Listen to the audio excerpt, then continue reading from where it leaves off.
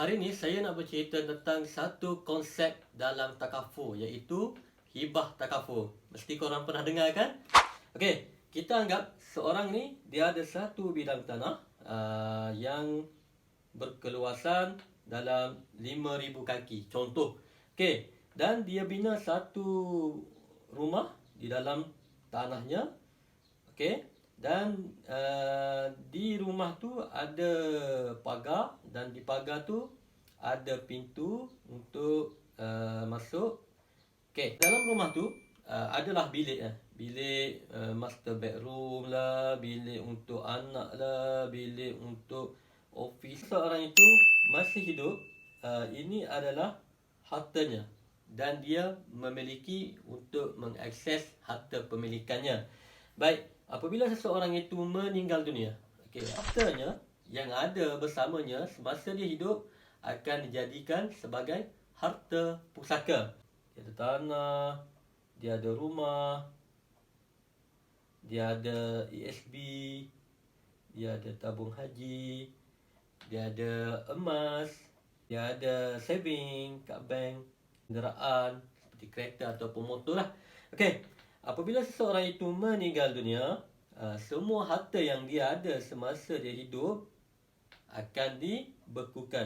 Maksudnya, harta yang dia ada seperti rumah, seperti ESB, tabung haji, tanah, kenderaan akan dibekukan dan diklasifikasikan sebagai harta pusaka.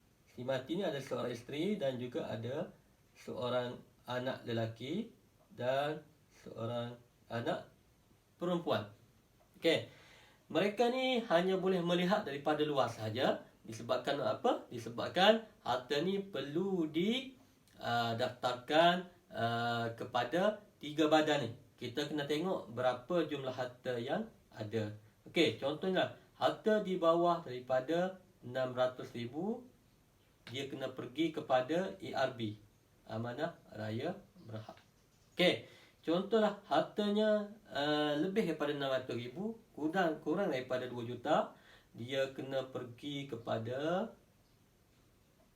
pejabat pusaka kecil ataupun pejabat tanah. Dan juga apabila hartanya melebihi 2 juta, dia kena pergi kepada Mahkamah Tinggi. Dan tentunya apabila melalui proses ni, si waris perlu melalui proses dan juga masa, melibatkan masa. Mungkinlah mengambil masa 6 bulan, 1 tahun, 2 tahun, dan ada sampai sekarang pun berpuluh-puluh tahun masih tak settle berkenaan dengan pembahagian harta pusaka.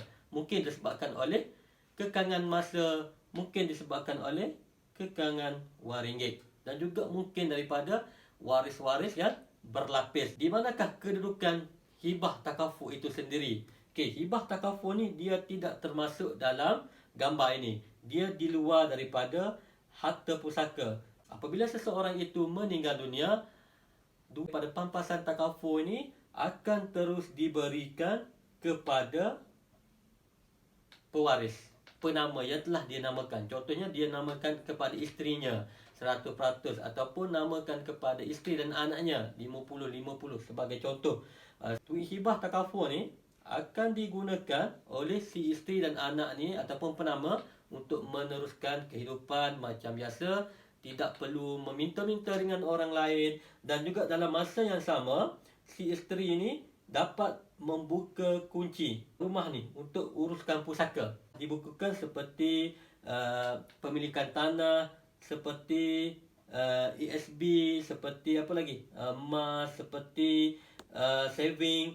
Duit daripada ataupun hasil harta pusaka tu akan diagih-agihkan kepada waris-waris yang layak lah. Okey, sekiranya lah si waris tidak mahu declare kematian kepada bank, contohnya lah dari segi pembayaran installment rumah.